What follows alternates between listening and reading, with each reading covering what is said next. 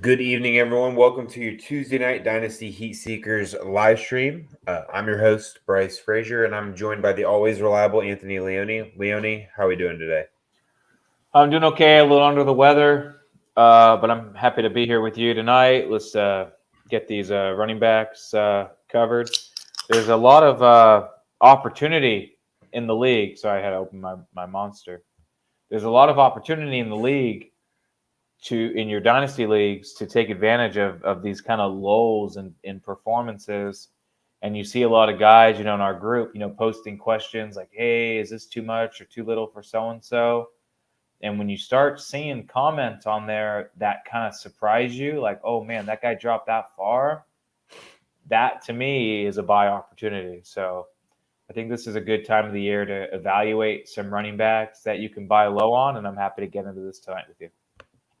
Yeah, I think that all these guys that we're going to talk about today were significantly higher value coming into the season. And after, whether it's disappointing season or just maybe being forgotten, which we'll talk about those guys when we get to them, their values become even lower. So this could be the cheapest you get any of them. But before we get into it, let's get into a little bit of the news and notes.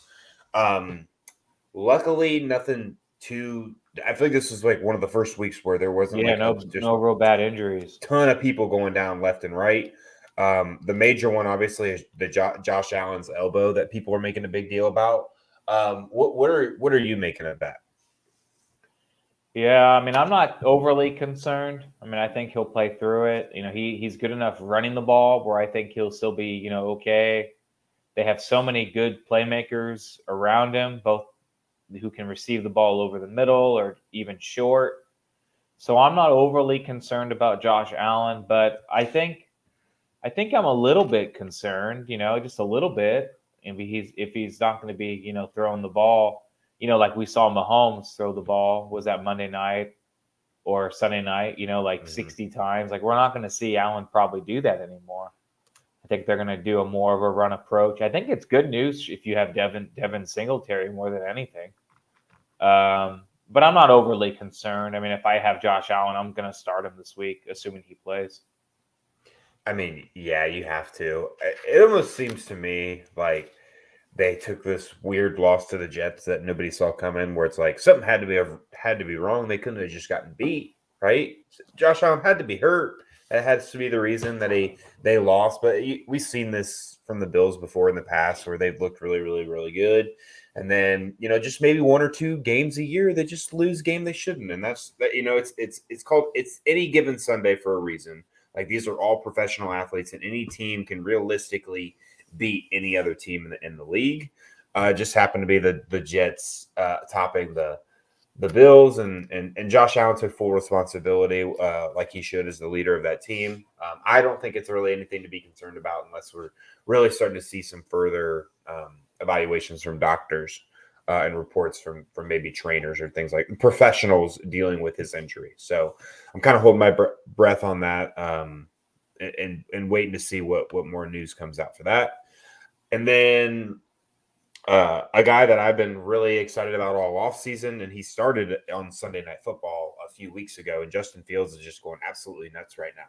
I mean, from a fantasy perspective, he's looking like a Mahomes and Allen, Jalen Hurts kind of guy right now, like a guy you put in your lineup and you feel good about it. And if you watch the games, his actual performance backs up his fantasy production. Like he looks really good. The offense is great. The defense is not. They're letting up a lot of points, and obviously they're not outscoring their opponents, which is why they're still on a 2-game losing streak right now. But with Justin Fields now 3 weeks in a row of putting up, I think, top 3 fantasy numbers, he's looking great. So are you riding this Justin Fields train, or you think things are gonna to fizzle out back to what he was, or somewhere in between? Probably somewhere in between. I mean, I still wouldn't put him in that top echelon of quarterbacks like you did, throwing out Mahomes and Hurts and whatnot, because he's not thrown the ball enough to really consistently, do this for the long term. And I think back to the first few weeks of the season with Lamar Jackson. I mean, quarterbacks get hot, and he'll have a few good weeks like this, and that's great. But until he starts throwing the ball more consistently, I mean, he's still only completing, 13 passes a game on average. I think last week he had 17, which is good. But if you think about it, I mean, they put up over 30 points and he only completed like 17 passes. So it's still, that's a little concerning for me. So yeah, I mean, he's doing good right now. And if you have him, you're going to probably be starting him and that's cool. But I would not put him in that top echelon yet. I want to see him improve as a passer first. Yeah, I'm glad they got some weapons for him as well, because the end of that game with the Dolphins was really disappointing with the refs missing a very Yeah, blatant that pass pass interference interference call. call. Yeah. And then he comes back and rolls out to his right and throws an absolute perfect ball right through Equanimeous St. Brown's hands. He just needs better talent around him if he's going to be playing at that level to sustain the value of those top end guys. But it Yeah, can't and be ignored they'll that get he's better. And they yeah. have a lot of cap space next year. I mean, they'll get better. Yeah. So if Yep. you're a Bears fan, you should be pretty happy. Yeah, you're seeing your return on that draft capital. As a Patriot fan, I can't be mad because it's not like we passed on Justin Fields to take Mac Jones, but I really, really like Justin Fields going into that draft, hoping he could fall to 15 to New England. And obviously last year I was happy with the Mac Jones pick, but it's not looking that way this year. The mobility of Justin Fields is insane right now. So definitely should a guy to be excited about. And then last thing to mention is finally we're hearing about this OBJ. These OBJ rumors. When he didn't sign anywhere this offseason, this is what I was predicting, that he was going to get close to healthy before he even signed anywhere, because that makes the most sense for him. Why would he want to get healthy at 30 years old and then he's already signed with a team like for example, if he would have signed with the Rams, they look terrible right now. Now he's signing with a team that might not even make the freaking playoffs. Yeah, right. Raiders, another team that he was linked to. Wait till he gets healthy and he's ready to play. Let's see what the NFL landscape looks like. And right now, if you have been paying any attention, the Dallas Cowboys have all the traction when it comes to signing OBJ. It makes sense. It seems like every player ever has always had, for some reason, has been linked to the Dallas Cowboys or even New England Patriots in the offseason or in free agency. And the Cowboys' record and their situation makes sense. So what do you make of maybe OBJ potentially going to the Cowboys, or is there any other teams that you think could be in that running as well? I mean, I could see him making a big impact on the Ravens. Maybe even the Bears. We were just talking about the Bears. What would you pay? What would you pay for Odell if you needed a wide receiver on your team? Would you be buying him? Would you? I mean, I think you'd have to pay at least a second. Would you be buying as him? A guy that, I mean, I would want to see what it looks like after a couple weeks before I pay a second. As a guy that has Odell Beckham Jr. in a league where I can't really use him because I'm a complete rebuild. I don't think I'd sell him for anything less than a second either. So I think he's a guy that's really difficult to buy unless wherever he goes, he makes an immediate impact, kind of like what he did with the Rams. So I think he's more of like, if you're a contender or kind of in that area where you might be making the playoffs or whatever, he's a solid guy that you're maybe happy that comes back. But I think he's going to be a hard sell right away for sure.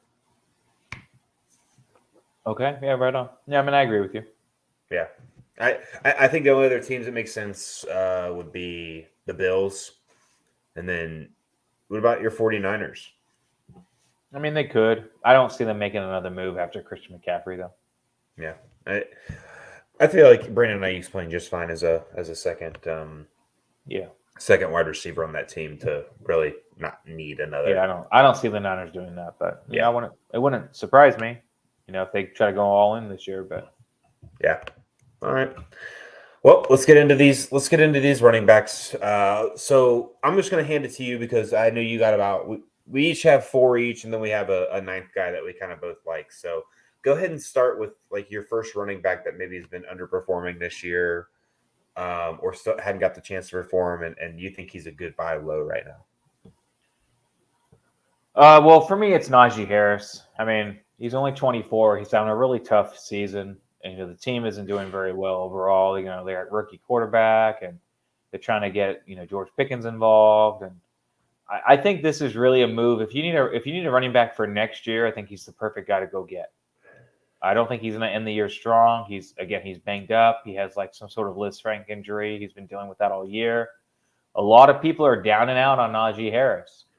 And I think it's just an incredible buy opportunity to get a young talent. He's only 24 years old.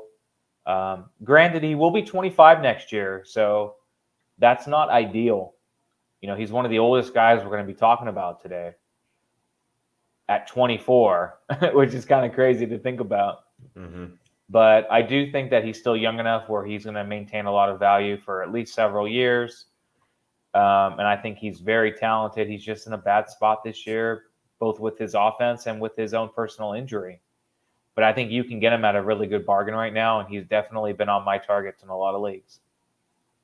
Yeah, I mean, I agree completely. There's a couple of leagues where I'm like rebuilding, and I've gotten like him and a piece for like a guy like Saquon. Like I think I got like Treylon Burks and Najee Harris for Saquon Barkley in a league where I could use the depth. I'll take the stab at Treylon Burks and then still get a good, nice younger return with Najee Harris. I think I traded like Javonte Williams and a pick for him in another league. So I like Najee Harris a lot. I think he's a good pick. The offensive line is not good at all. Like it's not his fault when he's getting hit, like as soon as he's getting the ball. So I think the Steelers definitely address the offensive line this next offseason. Yeah. And they come in significantly better next year and give Kenny Pickett a much better, like stable offense to be around because he's a pocket passer and he is accurate and makes quick decisions and he can read through the progression, but that's hard to do when you don't have time to do it. So I look for the Steelers to have a nice bounce back season next year. So I like Najee Harris a lot. And I just mentioned him. I'll go with my guy. I went with Javonte Williams. I'm a little hesitant. I was a little hesitant to put him because as we're seeing with like these guys, but Javonte's 22, right? Like Javonte's 22. So what if he takes a little more than a year? Okay, he takes a year and a half. Then he's 23. He's still 23, maybe about to be 24 next year. So by the time he could be like ready to be a valuable asset in your lineup, he could be the same age that Najee Harris is right now.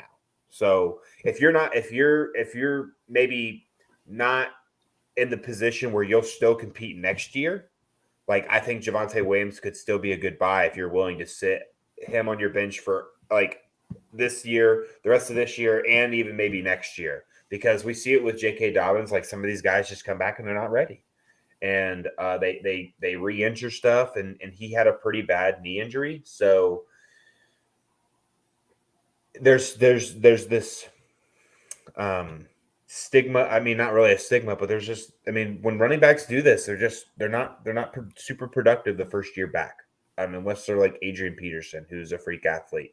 So I think Javonte Williams is a good guy to have. If you're not really looking for production, maybe next year, but maybe the following year. So I knew you were going to say something when it comes to Javonte coming back next year.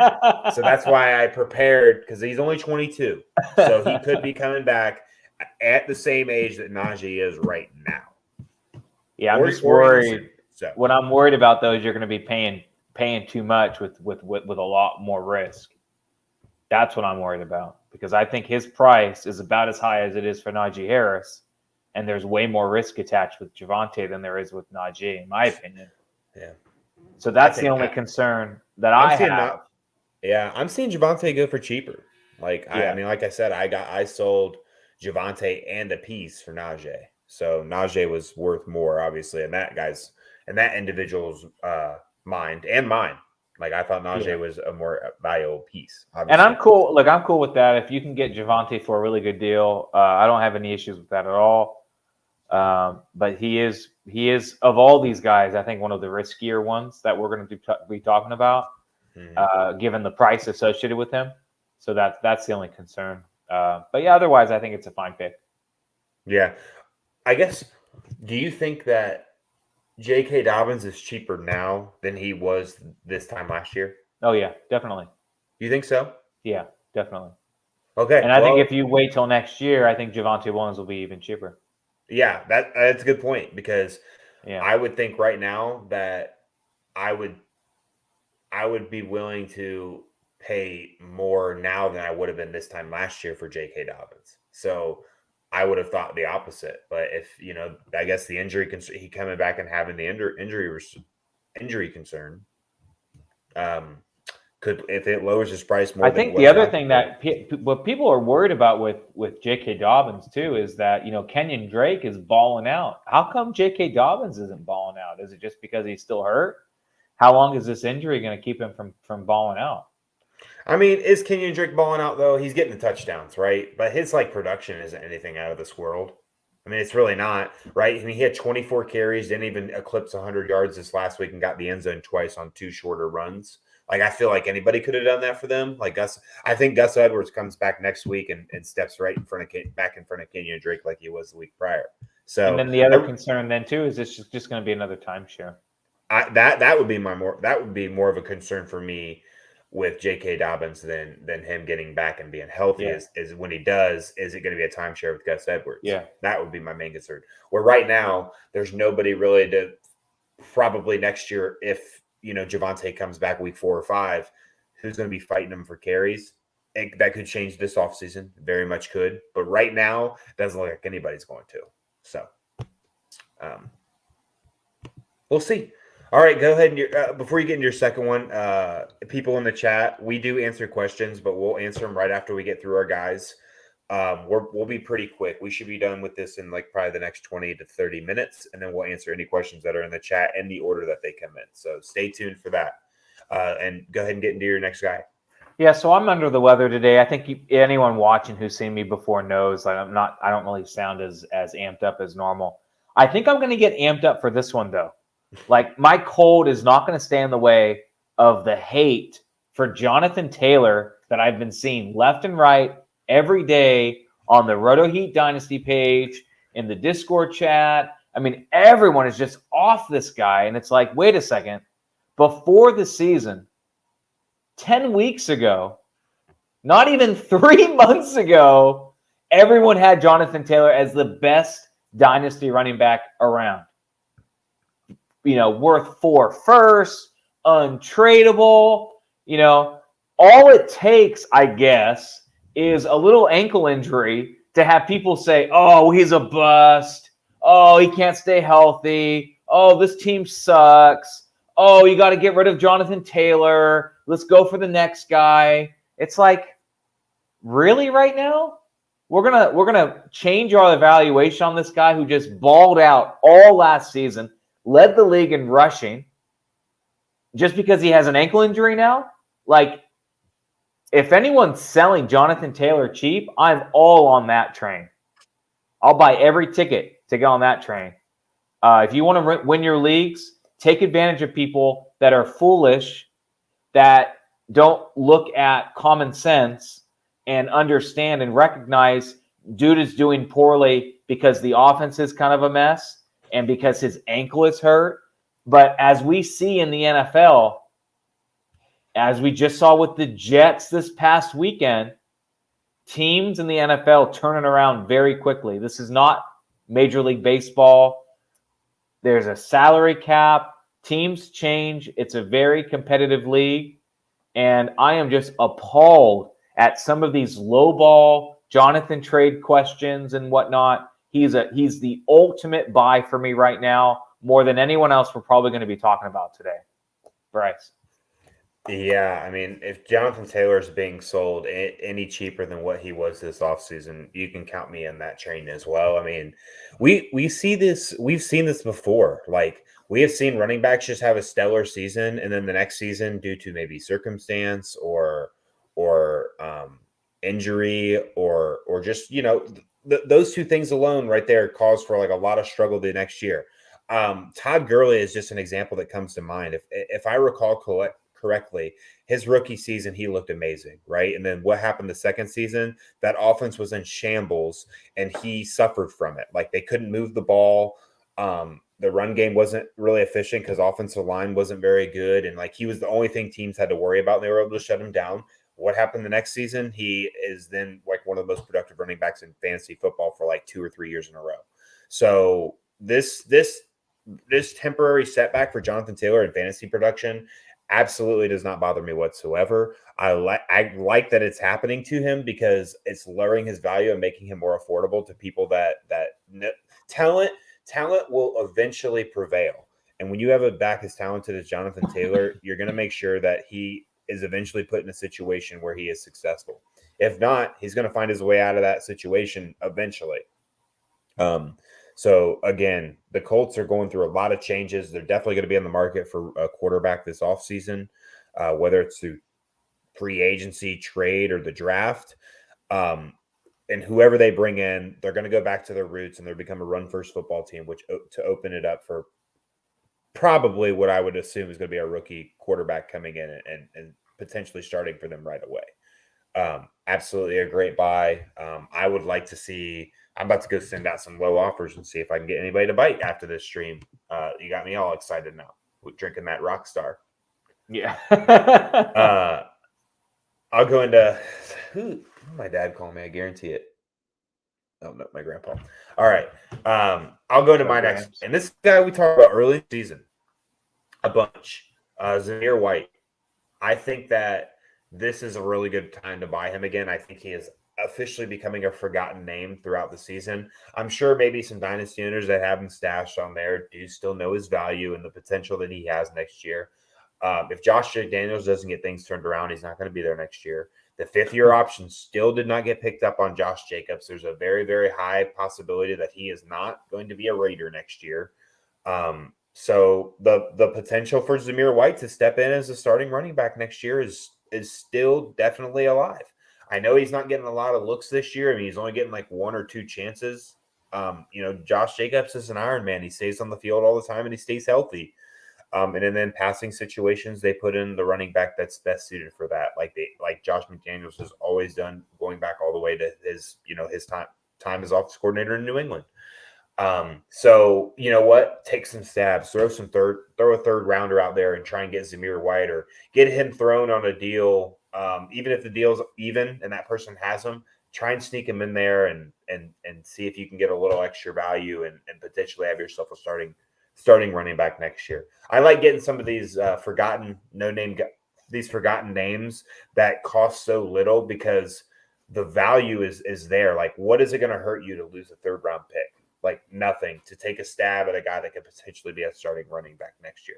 So it's really high reward, potentially a high reward with very, very low risk, in my opinion, when you're trying to acquire guys at Zamir White's value currently. What are your thoughts on Zamir White? I know you liked him a lot this offseason as well. Have your thoughts changed at all? No, my thoughts haven't changed. I think I agree with you 100%. A good tactic, especially if you have a league where you don't have any taxi spots.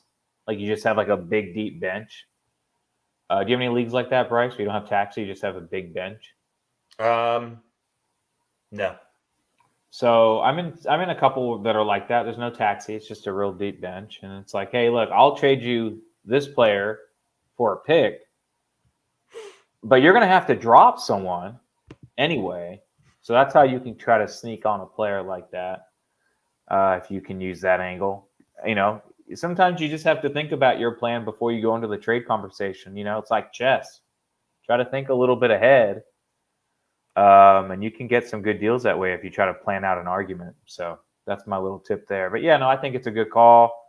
I do expect Josh Jacobs there next season. I know he's a free agent next year. They didn't pick up his 5th-year option. I would not be surprised if he signs there again. I would not be surprised if Zamir White doesn't have the opportunity to produce. But if you can get him cheap enough, I think there's enough juice there where it's worth the investment. So I agree with the call. I mean, I think there's a lot of running back is the one thing that the free agency market is deep in this upcoming season. With obviously Saquon Barkley leading the way. And then after that, I think Josh Jacobs is probably the second big name. There's a bunch of guys, Damian Harris. I mean, there's a whole bunch of guys that are free agents. I really think that Josh is out of the people that have proven, have had really good productive careers so far. I think Josh Jacobs is right there, like the second or third. I agree that some of the guys that you were about to mention or did mention aren't really like miles below him. So that much cheaper options that you're probably going to get 85 to 95% of the same thing. But Saquon Barkley is going to be the one that breaks the bank and kind of sets the tone for what these guys think they can get paid. So if he maybe gets a fair deal, then the rest of these guys are going to go way cheaper. But if he gets like somehow like a or if like Josh Jacobs gets signed and gets some sort of like Christian Kirk deal that makes no sense, then I mean, geez, Saquon Barkley's going to love that, right? Because he's like, well, I'm worth way more than that. So we'll see. This offseason will be interesting. It'll be a running back freaking fiasco when it comes to who's landing where and when. So with that being said, go ahead and go into your third guy. Yeah, my third guy is just like Jonathan Taylor.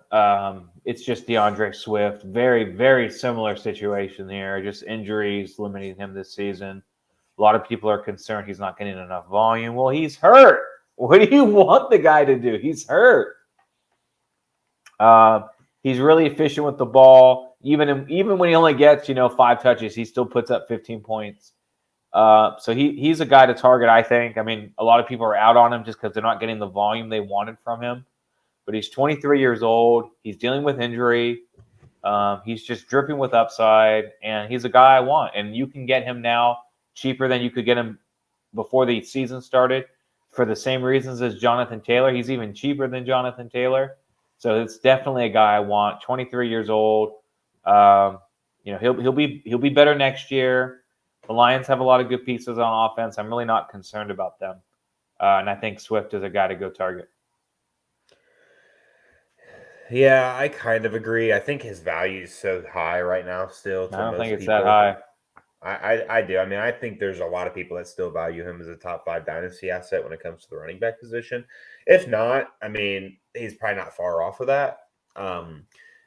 I mean, his upside, like the more I watch how he is used right now with Detroit, the more I definitely think that he has, he's not going to have like a Christian McCaffrey type of role where he's going to rush it 20 times, but also catch 10. I think it's more realistic to put his peak production similar to what we're seeing with Austin Eckler.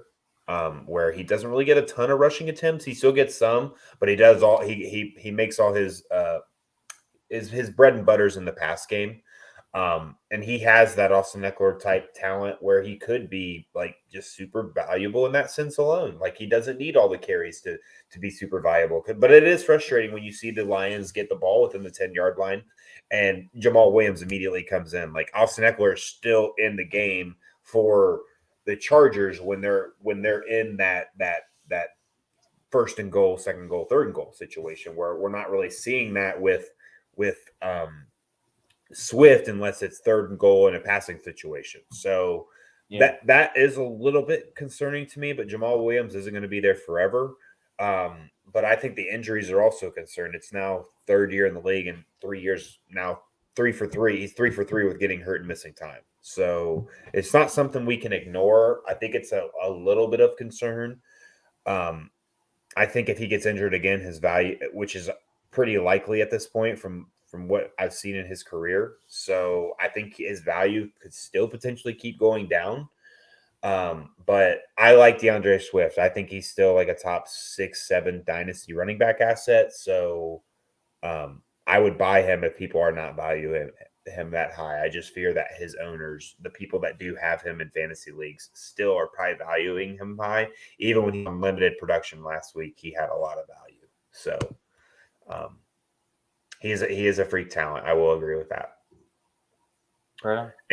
And I'll jump into my next guy. This is one of my favorite ones, Khalil Herbert.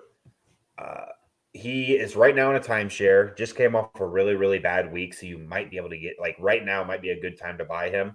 But I am very, very confident that he is going to be the main starting running back for the Chicago Bears next year.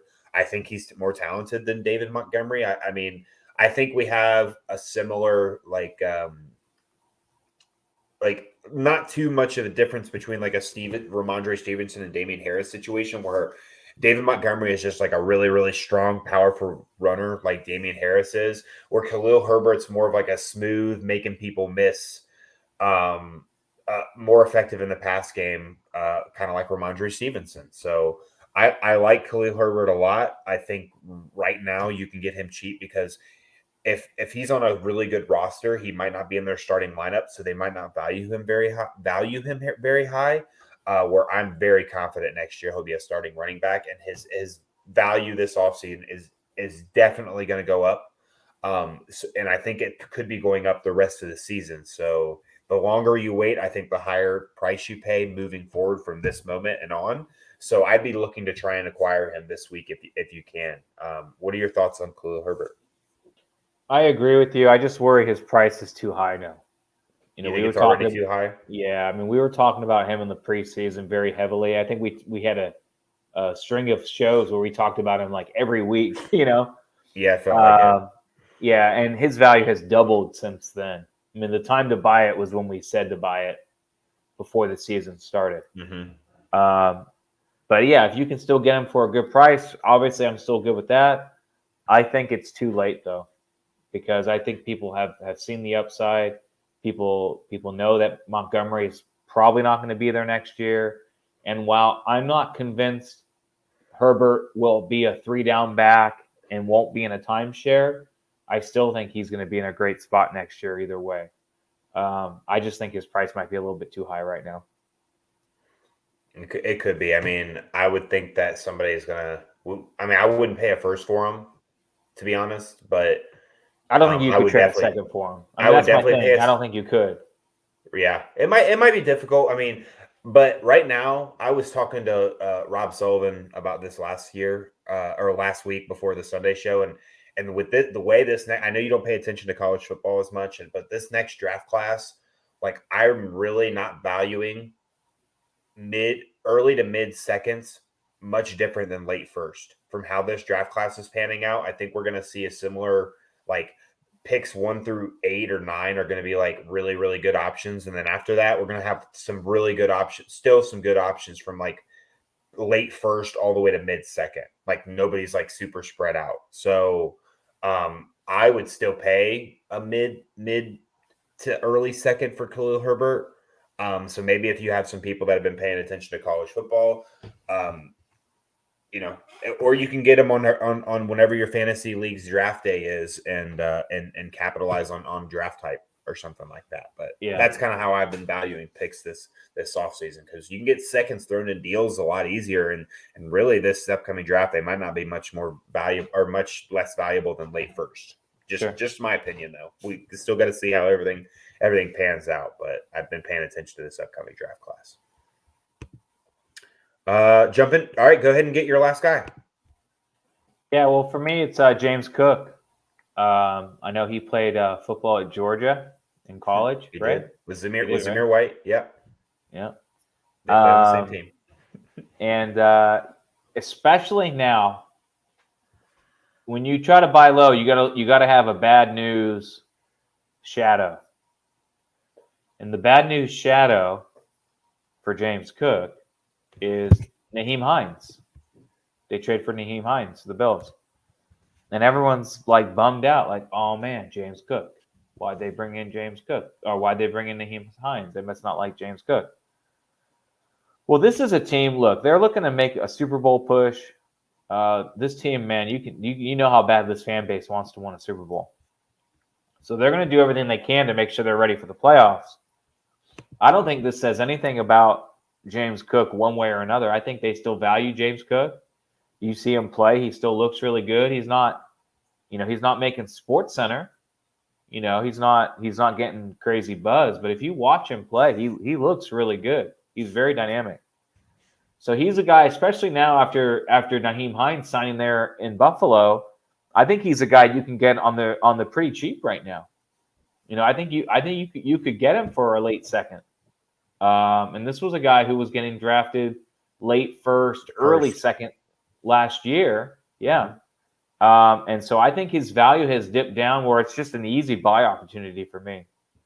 I'm not concerned about Singletary, long term. I think Cook could be in a really good spot. Maybe not even next year, even the following year. But he's a really gifted athlete, and I think you can get him for a really, really fair price right now. And I just think, given the news with Naheem Hines, it's just a great opportunity.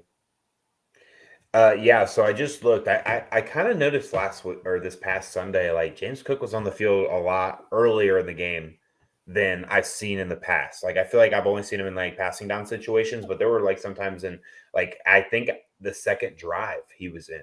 Like he started the second drive, not the first, but the second, and then came out in it for Singletary at one point. But I was looking at his snap counts the past two games, pretty much right around the 25% range. So it's not like he's not on the field. And that's high. It's gotten higher since the beginning of the season. Now, Naheem Hines did just get there. So he might be getting worked in a little bit more and That's more and good. more. That's the Yeah, opportunity. That's what I'm talking yeah. about. That's good. Let That's that good. happen and buy because I mean I don't know when Naheem Hines' Right. contract is up, but I really don't think he's that good. I think he is always been like somewhat overrated. And I know we had this discussion in the offseason because I know you liked Naheem Hines as a sleeper pick. We already had this discussion. I told you he sucked. Remember, I said James White was going to do better than him, and he's really not doing much worse. Wait a He's second. not playing. He's not playing. Wait a second. It's true. You don't remember? Do you remember this? I do remember that, and I remember laughing when James White retired. Yeah, Like he what? did. He did. But what's Naheem Hines done? Nothing. Really nothing. Right? I mean, Deion Jackson came in, and I really don't think Deion Jackson's any worse than Naheem Hines. And so I think he's an undersized, good gadget third down back option, but I think James Cook is a much better option for that offense moving forward. I think eventually he gets implemented in. I think he could be in a very good spot next year, if not the year after, like you already said. So I like James Cook a lot for a late second. Let Naheem Hines get more active in maybe a couple of weeks and throw a couple thirds at him or something and see if you can get him for cheap or get him thrown in a deal. Because guys like this sometimes just need a couple of years to get used to the system or something like that. The only concern I do have for James Cook, and this is my major concern, is it would not surprise me in this crowded running back market this offseason. It would not surprise me if the Bills acquired one of the top end guys to kind of really complete that offense because I don't really think Devin Singletary is that good. I think a more dynamic back would be huge for them. I know that Barkley was rumored to be like potentially an option for the Bills to trade for earlier in this year and the offseason. So it wouldn't surprise me if somehow he didn't get franchise tag or re-sign with the Giants if they heavily pursued him. I'm not sure what the cap space looks like for him, but it just would not surprise me. And if Barkley goes there, especially on a multi-year deal, I think James Cook value then becomes very, very, very little. Like he'd have to get out of Buffalo to get. Yeah, no, I agree with that. I mean, I agree with that. But that something like that's just impossible to forecast. But I agree with that. But that's my only concern is this is a big market for running back. They are a team that could easily be signing one of those bigger names. So if they sign like a brute back like Damian Harris, then that doesn't bother me at all because I really don't think Damian Harris is not valuable in the pass game. James Cook is. James Cook could be on the field a lot if he shows that he's valuable in the pass game and he's a good runner because Damian Harris is a great runner, but it's better to have dynamic backs in your backfield to keep the defenses guessing, in my opinion. So, Cam Akers. Now, I'm really tired of this guy's name coming out of my mouth. I really am. I wouldn't even pay an early second for him. He's your boy. I know. I think he's a talented guy. It's just, again, this is the situation so bad. Like the Rams' offensive line is horrendous. Like they're terrible. Their offensive line is absolutely terrible. It's like watching how can you go from a Super Bowl contending team? And I saw the stat line they put up on the game when they were playing the Buccaneers on Sunday that they've already let up more sacks at this point in the season than they did the entire season last year. Yeah. It doesn't matter who's back there running the ball. I mean, they're getting hit before they get to the line of scrimmage.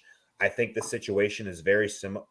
I'm not going to compare Cam Akers to Najee in the sense of talent, but I think the situation they're in is very similar where I really don't think it matters how good you are. I think you're just going to struggle as a runner. And Cam Akers hasn't really proven to be a valuable back out of the backfield.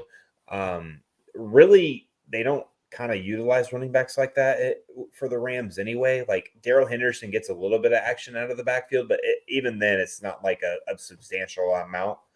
And I don't think Cam Akers is bad out of the backfield. They just don't use him like that. But I mean, what are people selling Cam Akers for? I'm seeing him sold for a can of beans at this point. Like in a dynasty league, I traded Deontay Foreman for Cam Akers straight up. So when I see that price, I'm willing to pay that all day. So what would you be willing? Because I wouldn't be trading a mid to early second for him at this point. A late second, I would debate. But I'll send a third rounder, two third rounders for him easily, or guys like Deontay Foreman. What are your thoughts on Cam Akers? Yeah, I mean, if you can get him cheap enough, I mean, I'll if I'll buy anyone cheap enough next year. And I'll buy anyone cheap enough. I don't think he'll be a Ram next year. I really think that I would rather spend a third on James Cook or Zamir White at this point. Yeah, that's why Cam Akers was a very last on my list. I mean, if Cam Akers is worth less than Zamir White, although I think most people who own him would want more than that. Maybe not, though. I don't know. I haven't really been reaching out. He was never my guy this whole year. I know we've kind of gone back and forth on Akers quite a bit. Yeah, I don't think anybody could have guessed that the Rams are going to be this bad. No, I know. Yeah. I was just thinking his touchdown upside is going to be through the roof this year, and God Almighty, I was wrong on that. I mean, that was. I mean, you just got to eat crow sometimes. I mean, who expected him to just go from first to worst? Realistically, like they just look horrible. Yeah, no, I know. So I don't know if you can get Akers cheap enough. I'm good with it. I would imagine that Akers owner is not gonna just give him away. Maybe he's Akers is kind of the guy when it's draft day, when we're doing our rookie draft and we're sitting there in the third round and there's someone on the board that has a little bit of hype, and it's like really like this guy's not really that good, but he just has a little bit of hype right now, like in like the third round. That's when it's like, hey, instead of just drafting someone, just hey, I'll trade you this pick for Cam Akers. Yeah. That's when I think you could really trade for Cam Akers. Yeah. Otherwise, you know what I mean? Like when the pick is on the clock and they have a guy who they want. Otherwise, I just find it hard to think that you're going to be able to get Akers that cheap right now. But I could be wrong. So yeah, I mean, I think if he's cheap enough, I'm good with it. I'm worried that he's just not there yet. Yeah. We'll have to see. I mean, this offseason, I think he could be a guy that's either dropped or traded, finds himself in a new home that's a little bit more ideal. So, all right, and that's it for our four guys, and we kind of threw in a guy together here for the number 9. Go ahead. It was the guy that you actually put down first. So go ahead and introduce him. Well, I have a second one too. So right, put both of them out there. I'll do both real quick. So, one guy is AJ Dillon. He's 24. Obviously, Aaron Jones is ahead of him right now, and we missed that in the news and notes. Aaron Jones got a little banged up yet last week. Looks like he's trending to play this week, so just keep an eye on that if you have Aaron Jones. But I know they signed him to a big deal, extension and whatnot. I wouldn't be surprised if they trade Aaron Jones or trade AJ Dillon.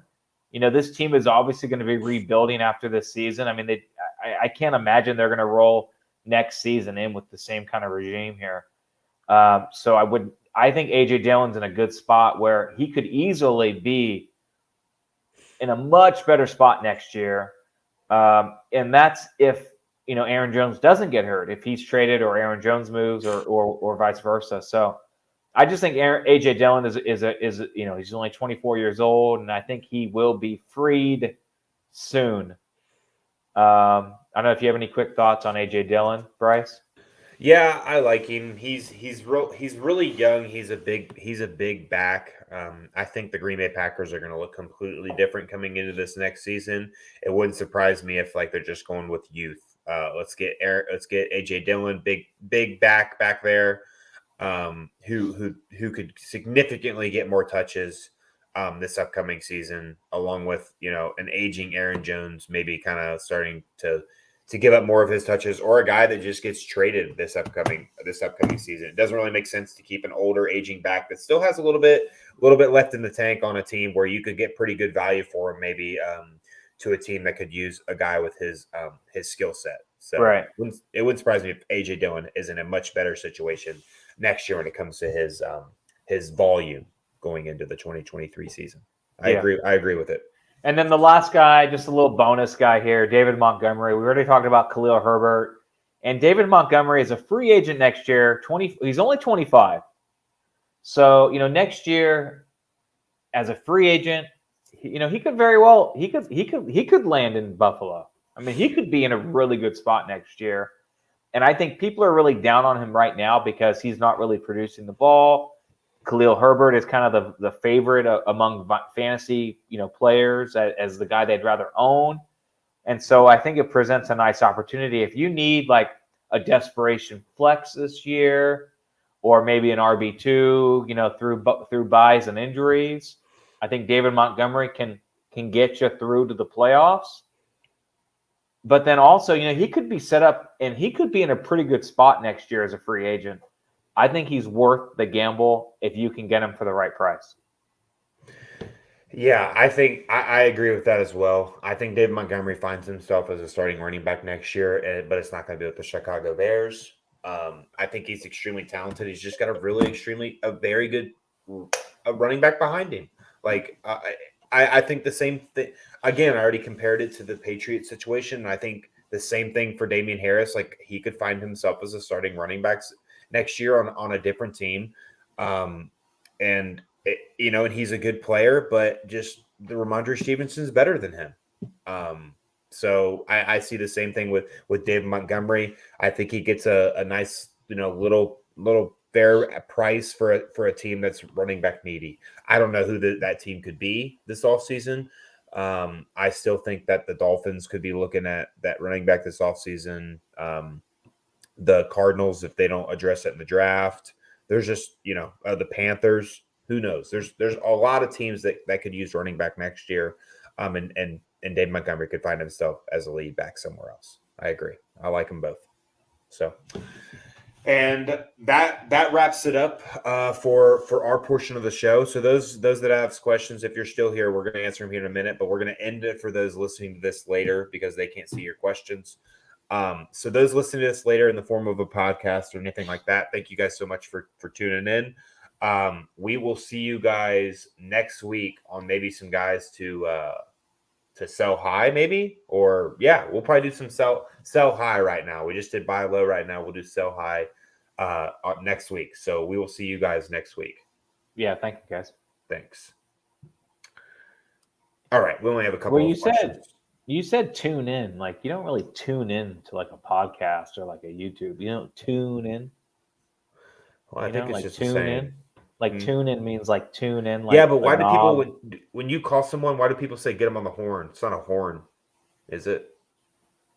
You're not getting them on a horn, right? Yeah, but you said like tune in, like like a radio. Stop using semantics with me. Tune in. Now you're using semantics. All right, Randy Miller asked, "Would you trade Garrett Wilson for a first and second rounder?" I would have Garrett. I would, unless.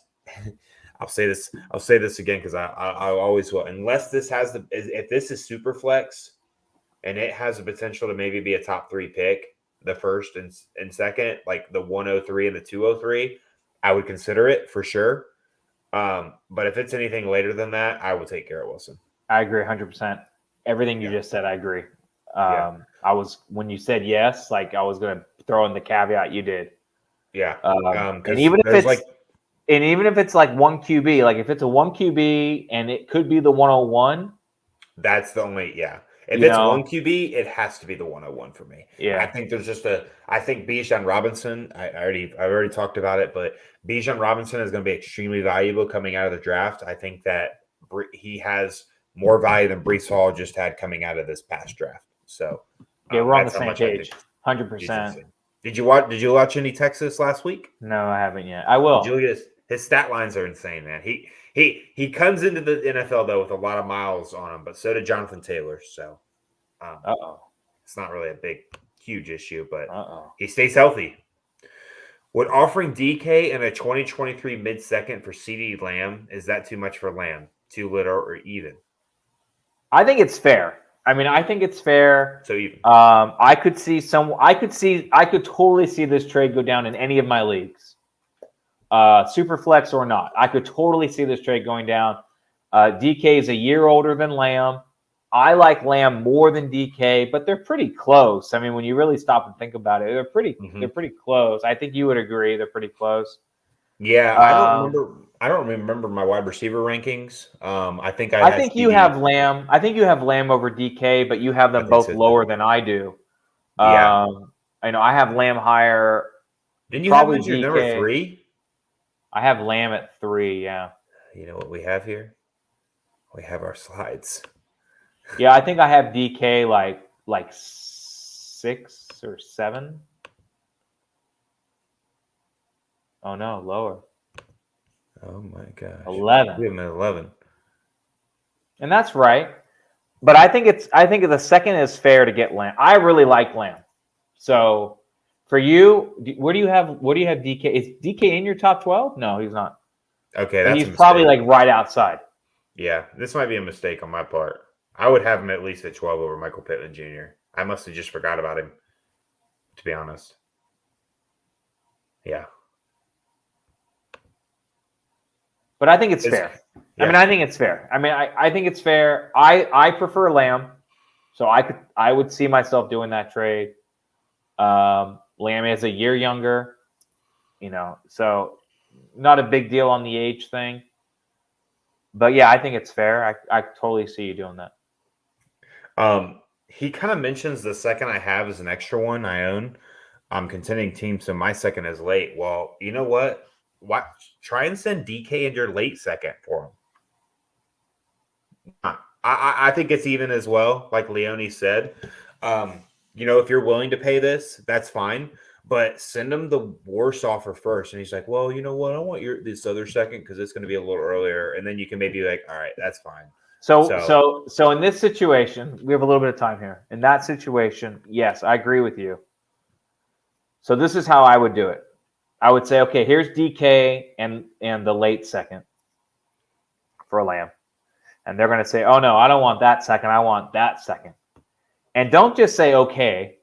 Say, this is what you do. You say, okay, I'll do DK in that second if you do Lamb and a fourth or Lamb and a third. Like add something on top of them. And you may not even expect to get it, but it doesn't matter. Just add it on top because they might say, okay, and you go, oh, shit. I wasn't expecting him to agree to that. Cool. Mm-hmm. But he might say, no. I'll do it if it's just that. And you go, okay, let me think about it. Okay, send it and I'll think about it. And then they send it and then you accept it. So that's how you do it. And you'll be surprised. You don't know how many times I've just said, okay, well, yeah, I'll add that, but you need to add on this. And you don't know how many times they'll just add it on. And you go, wow, I wasn't expecting him just to add it on. Okay, cool. Yeah. So that's kind of the way I would do that. But yeah, I mean, I'd rather have Lamb. I think it's a good trade. Even if it's the mid-second, I don't have any issue with that. Yeah. Now, Bryce, you know this draft class better than I do. So, I mean, a 23 mid-second, are we looking at kind of a flyer? What are we looking at there? Do you know? I don't necessarily think it could be a flyer. I mean, there's like 5 quarterbacks. So I think there's if in super flex leagues, there's a lock.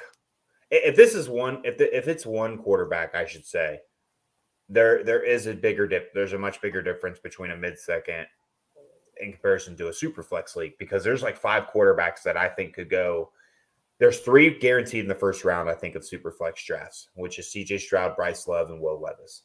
And then there's like 2 that might be first rounders, might be second rounders. I'm not really sure with Anthony Richardson and Hendon Hooker. And then there's a couple of more guys that definitely are going to be second round picks. There's just a lot of quarterbacks that you can get late in the first and somewhere in the second round. So it just comes down to what is the format of your league. If this is a super flex, I would definitely want to try to be. I would want to try and keep that mid second, and get rid of that late one. So there's just when there's that many quarterbacks, it just leaves so much more value for there's like 2 or 3 tight ends that are going to be taken in the top 2 rounds as well. Like there's a lot of skill position players in every position group this year, Leone. Like I know off the top of my head, there's probably three quarterbacks, 3 wide receivers, 2 running backs, and arguably 2 tight ends that could be taken in the first round of Superflex drafts. So it's going to be interesting of how it plays out for sure. So we have a question. We do. See that Superflex too. Okay, 12 team Superflex 0.5 PPR, no tight end premium. You start 9. Give Barkley, Carr, and a 2023 back half first. Get Jonathan Taylor and Fields. Give me JT and Fields. Give me JT and Fields. I agree. Especially considering you're not looking to compete this year anyway. I mean, you get the younger back. You get the younger back. You get the younger quarterback. You can probably put Fields on your taxi. If you can, that'd be great. I would do that. I think Carr in the first is equal to Fields. And then Jonathan Taylor is greater than Barkley. Even though for me, it's not Fields is better than Carr in a first. I would say Fields is better than Carr in a first. I mean, he's had 3 really good games. I'm not gonna overshoot it right now. I think I think he's worth more than that. Like if someone sent me that offer, like if I had Carr in a first, I would instantly accept it. But I think a lot of people would be like, well, he's played 25 games and only 3 of them been good. He's only completing 13 passes a game. Yeah, some shit you do. Literally. But I've been watching a lot of Justin Fields, so he's approved my eye test, right? Like he looks really good, dude. Like he looks amazing. So I wouldn't go that far. He looks really good. Like I think he's gonna be in this conversation, not with Allen and all of them, but he's gonna be right outside of that conversation here soon. Like Murray. I would rather have Justin Fields than Kyler Murray. I think Kyler Murray, I've been saying this since last year. I think Kyler Murray is one of the most overrated quarterbacks in the NFL. So how about Dak? Dak or Fields? I'll take Dak still. But I think that answer could Deshaun or Fields? Deshaun. Deshaun is top 5. Burrow, Fields. Burrow. Herbert or Fields? I found it. I found it. That's it. Again, another guy I thought was overrated coming into the season. I like Justin Herbert and all, but he just I don't know. He needs talent around him. Where Justin Fields has the rushing upside, right? You think would win that poll though? Oh, Justin Herbert wins that poll. You think so? Yeah. All right, let's do a battle of the Justins on our Facebook page. Let's do a poll. I'm curious. Yeah. Battle of the Justins. I mean, I'm more than confident that Justin Herbert will have a longer career than Herbert, right? Because of arm talent is with Justin Fields? Herbert. Yeah. Yeah, Herbert has the arm talent over Fields. But when it comes to fantasy value, that rushing upside that Justin Fields provides you is next level. Even if it's only going to be half the career as Herbert? I mean, right, we saw what we've seen with these rushing quarterbacks. We're seeing at about 30 years old, they're done, right? 30, 31. There's another thing I want to talk about real quick before we go off the stream. Have you been in any dynasty leagues that have folded, Bryce? That's the most frustrating thing to me is I've been in these leagues and I've had a couple fold the past couple of years, and it's like, man, if these leagues are just going to fold after 3 years, why even rebuild? Just go to win now.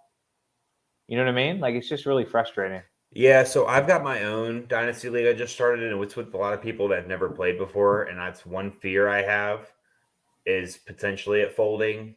I don't think it will, but it's definitely a possibility. But other than that, I mean, I've done Rick's league. I'm in the Rick's league. I don't think it'll fold. I don't really know the people in Mike Vanderkoon's league, so I mean, there's some I hope fold. I'm not gonna lie. I hope they fold, but I have not been in. I've been lucky enough, I think, to not have that situation. I've had some keeper leagues fold, but those aren't as bad. So, all right, let's answer this last question, and then I'm going to bed. Kenneth Walker or James Conner and Drake London? I mean, I think it's fair either way. I mean, Kenneth Walker and Drake London to me are dead even. They were dead even in the preseason during draft season. If you needed a wide receiver, you draft Drake London. If you needed a running back, you draft Kenneth Walker. I mean, they went back to back in probably most of the leagues that we drafted in the preseason. So if you can get James Conner for free, I mean, if you're competing this year, if you need a running back to replace Kenneth Walker and you'd want to go for a rebuild and, keep Drake London for the future, I mean, that's fine, like a half rebuild, and maybe try to win it with Conner this year. I think it's fair. I think it just depends on your team and what you need. I don't see any issue with this trade at all. I mean, I don't think James Conner is enough to sway it heavily one way or another. So I think if you need a running back, that's an easy trade for Kenneth Walker. If you're going to try to win it this year, upgrade James Conner, get Kenneth Walker, and then trade him out with Drake London. I don't have any issue with that at all. So I see it very even. I don't see any issue with that trade at all. I think James Conner becomes obsolete next year, so his value to me has not much. I think as a Kenneth Walker owner, you could get more. Really, right now with all the hype that's surrounding him. But I agree with you. I think it's pretty even because I think Drake London is extremely talented. Just the way that offense is running is extremely frustrating for anybody that's not named Cordarrelle Patterson. Yeah, I mean, if I'm competing right now and Kenneth Walker is in my starting lineup, I have a team where that's happening, and I'm second or best team in the league. I'm not trading away Kenneth Walker for James Conner and Drake London. But that's because Kenneth Walker's my RB2. I mean, kind of. I have Dalvin Cook and Austin Eckler. He's my flex. But you can never have too much running back depth when you head into the playoffs. So I would not be trading him right now if I'm competing. I would want that elite running back depth with Walker. But if I'm playing for next year or if I'm rebuilding, I could totally see myself saying, hey, look, I'll trade you Kenneth Walker now. I think you're right, Bryce. I think you can get more than Drake London and James Conner, because I agree with you. I think if someone wants Kenneth Walker right now, they'll pay Drake London and they'll add to it, and it'll be more than James Conner. So I agree with you. I think it's fair. I do think you can get more. I think that's a good call. So I'd want the Kenny Walker side. I think he'd be one of the hardest people to trade for or trade away, because if you're competing, why would you want to trade him away with how productive he's being? And if you're rebuilding, why would you want to trade away a promising rookie running back?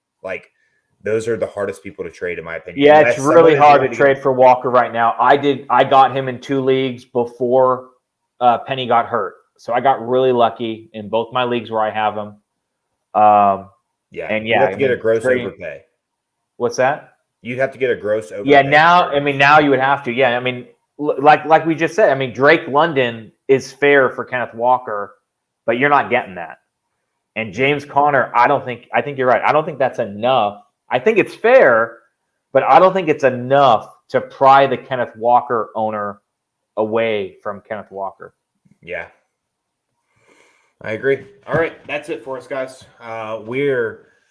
Thanks for coming in and asking questions. We really appreciate it. And next week we'll be talking about some guys that they might be the best options to sell right now before their value dips any lower throughout maybe for the rest of their career or even the season. So we will see you guys back here next week at this time. So make sure you tune in at 8 o'clock Eastern time. All right, we'll see you.